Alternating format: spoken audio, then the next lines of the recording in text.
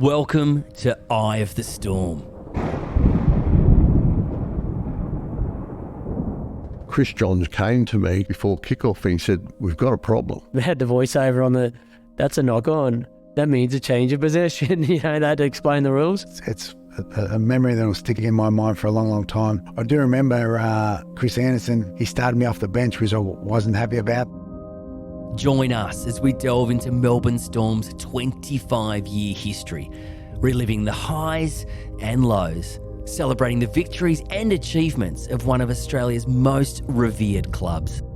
From humble beginnings to the club we know and love today, Melbourne Storm's story is one worth telling. Sit back, relax, and get ready to be taken on a journey through the eye of the storm.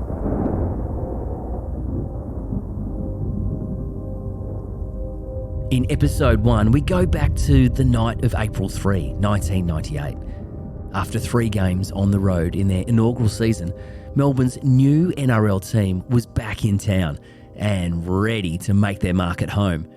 It proved to be a night to remember.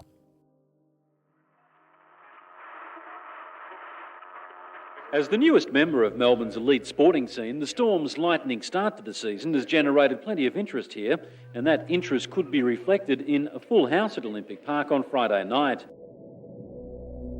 Tawera Nikau, a decorated forward bringing a wealth of leadership and experience, can clearly recall the build-up. There was some, there was a lot of talk about Melbourne and the build-up. We'd had 3 games away from Olympic Park because the stadium hadn't been finished in terms of that at that time. But there was some great anticipation for us for that first home game against the North Sydney Bears that we played at Olympic Park. Because of press, because we won those first 3 games, and North Sydney were probably in that era they had one of the best packs in the NRL at the time. And I remember the build-up to the game, all the reporters and all the pundits were saying North would beat us by 30 or 40 points in terms of that game. But because we were in Melbourne, we were oblivious to some of that stuff and we didn't worry about it. We knew what we could do and we just focused on our game plan. Obviously, we win game 1, we win game 2, we win game 3. In our very first home game, we're on the back of 3 consecutive wins in our very first year. So the groundswell was massive. That's Robbie Kearns, an enforcer from the defunct Western Reds franchise who made the move from Perth to Melbourne alongside a number of former Reds teammates. For him, a boy born and bred in the Shire of Cronulla, Melbourne was a world away from what he knew. Rugby league was a world away from what Melbourne knew too. But after 3 wins from its opening 3 games, that didn't stop the city embracing its newest team. There's so much hype about the Melbourne Storm, and I dare say a lot of people were thinking back in the day, a lot of people, Melburnians, they don't know much about rugby league, but they were, within 3 games, they were going, who's this new side coming down to Melbourne, the purple, and the Purple Storm. So, people were behind it. Rugby league here in Melbourne, we're always going to be the second sport down here, or if not the third sport, with all these other sports going on. But, it gained a bit of momentum. Kearns' old Western Reds teammate Matt Geyer couldn't understate the importance placed on those 3 wins to start the year. Those 3 away games almost built the club to what we see today. But our first home game, Robbie Ross was injured, so I started at fullback. I was never a nervous footballer, even grand finals and lucky enough to play a few Origin games. I wasn't nervous for them. I don't choose to be. It's just who I am, and I was a pretty relaxed kind of character. But I was nervous for that game. The home crowd, they were passionate about us, as Melburnians are with their sport. But they didn't know the rules, a lot of them. So it'd be like a knock on, and like a lot of the AFL converts, like what? We'd had 3 games away from Olympic Park because the stadium hadn't been finished. But there was some great anticipation for us for that first home game against the North Sydney Bears. It was probably the litmus test for us as the Melbourne Storm, that first home game. I remember during the week there was the boys were getting a bit, what was the word, feisty or toey, about playing at home because we hadn't played at home yet. I do remember Chris Anderson, he started me off the bench, which I wasn't happy about because Lazo had just come back from a broken ankle. He played these the 3 games off the bench, and being club captain, he wanted to start Howie and Big Lazo, so I was a bit dirty on that, but I got plenty of game time, and it was a memorable night. For the godfather of Melbourne Storm, John Rebo, a mountain of work had been done to this point to bring a National Rugby League team south of the border into AFL heartland. After watching the club defy the odds and critics on the road in the first 3 weeks of the season, the real acid test for the club was to come in round 4 as they returned home. On a night of excitement and celebration with Rebo's vision realised, the real work was about to start. And that was a really exciting period for us because it was basically game on.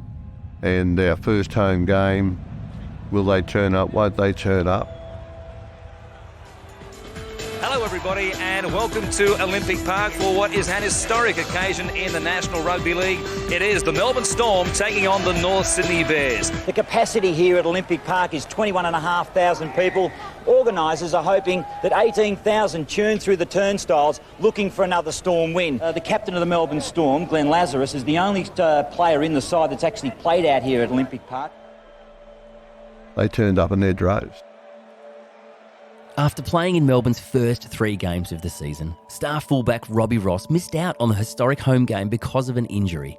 However, the magnitude of the occasion was clear to see as he arrived at Olympic Park to watch on from the sidelines.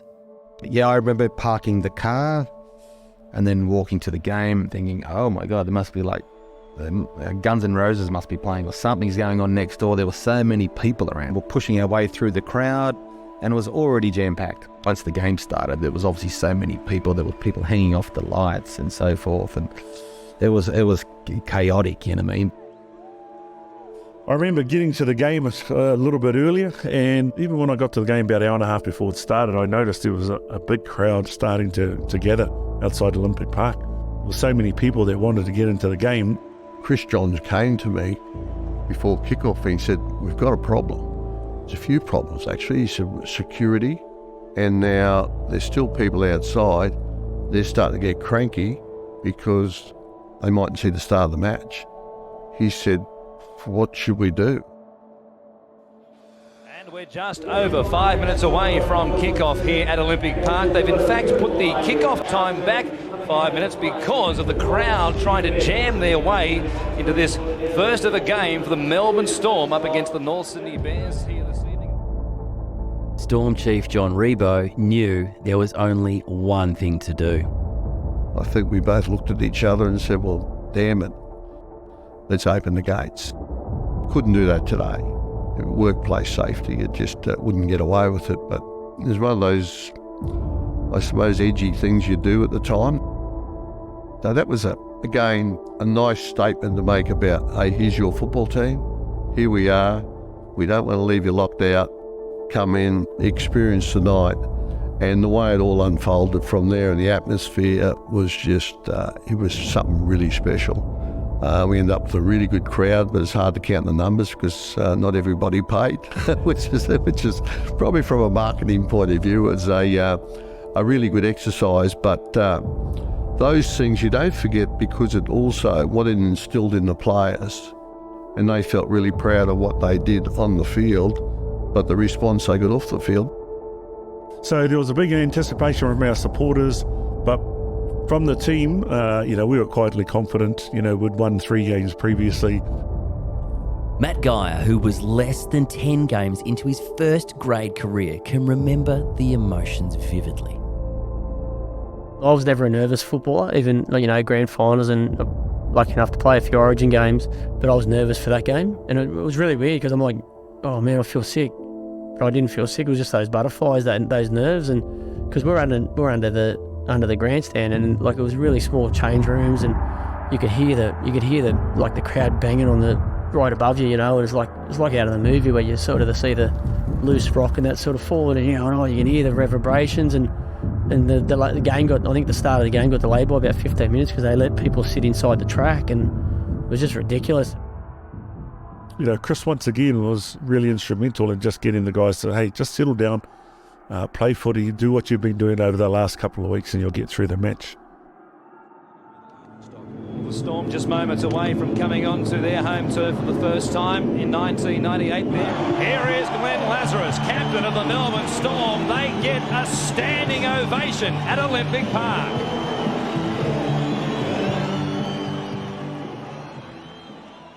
Five minutes in, it's another game of footy, and it was electric. It was the best atmosphere. Yeah, well, I don't want to say ever, but close to ever I've ever played in front of. Marcus Bai, who would turn into one of Storm's inaugural stars and a cult figure in Melbourne, couldn't believe the sight or sound of a packed Olympic Park greeting the men in purple. To be able to look around, and for the first time we've seen the full packed Melbourne Olympic Park, talking about it now send, goosebumps to what we had then. Everybody, and I remember boys were screaming, doing all this sign, let's keep the talk up. And it was a great feeling. It was a great feeling. I knew everybody. I think most of the critics wrote us off in our first game. We proved every one of them wrong, but it was a great feeling in that week. Everyone, I don't think the boys had a beer after the game in Sydney to come back for that game. Because we wanted to prove that. Now rugby league is alive in Melbourne as the Storm running to your right-hand side of the screen. The Bears in their red jumpers. I remember all running out onto the field to that thunderous music from Aka Deka, and the fireworks and the crowd all standing up and cheering. We ran onto the field, and I'll never forget that. It's something that will stay in my mind forever and ever. The first try, I think it was Paul Marquette. Pepe scored the first try from a quick tap. I think Noddy tapped the ball, turned it inside to Pepe, and he scored right underneath the post. And then deciding to run the ball. Is this confidence? Paul Marquette will crash across and score the first try for Melbourne Storm on home turf. What about that for confidence? And I'll tell you what, huge space on the blind side. They go that side. Scott Hill will reach out and score. The Bears have been caught napping again. He can't come up with it. A chance for Bai. Play on to Bender. Bai is going to score. I remember Marcus Bai ran over the top of Josh Stewart, and at the end of the year he got hit of the year running the ball instead of tackling. So, but I remember he scored a fantastic try. But the crowd was amazing, and from that day onward we've had fantastic support from the Melbourne public, and without a doubt I reckon they are the best in the business. But the Melbourne Storm have christened Olympic Park with a victory. The Storm have played in 4 games in the National Rugby League. They've won all 4 of them. They've upset one of the competition heavyweights, North Sydney. Have they become one of the heavyweights themselves? To win our first home game at the Graveyard, as it was then known, it was amazing. It was amazing, and then everyone, we were the talk of the town. It's a memory that will stick in my mind for a long, long time. The attendance, 20,522. And who'd have thought, in the heart of AFL territory, more than 20,000 people would come and cheer what is their own team, their own rugby league team, and that they have done it. While there is some contention on who rallied the troops to start the lap of honour among the post-game hysteria, one thing is for sure. Its impact to connect the players with the thousands of fans who had turned out to support their new club cannot be underestimated. I think Lazo just got all the boys together, come in, let's go around and just thank all the fans for coming to support us. We lapped it up. It was like we'd won a grand final. The lap of honour, I'll never forget. The lap of honour that we started during that time. Tower and Nikau gathered everybody and said, we're going to go and start from where one part right side of the tunnel. We're going to go all the way around and shake hands with everybody, thanking them for coming in. And there's something that we did it so differently to AFL as a sporting code. You know, but it was just for us to show our appreciation, you know, to the supporters that came to support us on a home night. And you know, it wasn't just rugby league supporters. We had a whole lot of people that had never been to watch rugby league before. I think most of the critics wrote us off in our first game. We proved every one of them wrong. Storm coach Chris Anderson had seen a lot during his decorated playing and coaching career with Canterbury. However, the emotion he saw post-match on this April evening in 1998 was something special. And it was an amazing atmosphere. It was fantastic. It was a tough game. North Sydney's always hard to beat. No, that was a huge night for us. What I remember from those post-game feelings was that we had a fan room, and we went over. It was over the tennis centre at that time, and we go back then. There was 2,000 people there, and like they loved us, and it was an amazing thing. I think the fact that we went back there, they loved, because AFL never did any of that. So to make our players presentable to their supporters, that was a really big part of our success. I very remember walking around talking to Robbie Kearns and Ben Roddy and those guys, and saying, how good is this? You know, isn't this amazing? You know, our first home game in Melbourne, we had a sellout crowd and we won. Just imagine if this could happen every time we played at home. So those conversations and talking to the boys about that stuff really started to instill this a sense of belonging, you know, a sense of a camaraderie and a sense of community with the Melbourne public who supported us. So that was a real time of relief in a way. And when we got back in the sheds having a few beers with each other, you could just feel, wow, hey, we've arrived, we've done something special. We're in a sports-mad town like Melbourne, and we'd turned the lights on, and they responded accordingly. That's a feeling I'll take to my grave. Doesn't set it all up for you, but the important thing is that you don't rest on your laurels, but we did, and we just kept growing and growing. Next time on Eye of the Storm. He said, John, you've got to understand Melbourne loves their sport, but if you bring a football team down here, what you're proposing, and it's not successful and it doesn't win, you won't get support. I remember Chris saying to me in the early days, wow, we've got a better football team than what I thought we'd be able to get. And that was after some of the training sessions. But I just thought it was too good an opportunity to pass up as a coach. As a coach, you inherit your sides every time. And this was the one opportunity you could have to not just inherit a side, but to pick the people or the positions you want and to suit your style of football. We were using words like lightning, and we finally settled on storm. Well, this is a statement about Melbourne. It was strong. The logo we designed was really strong.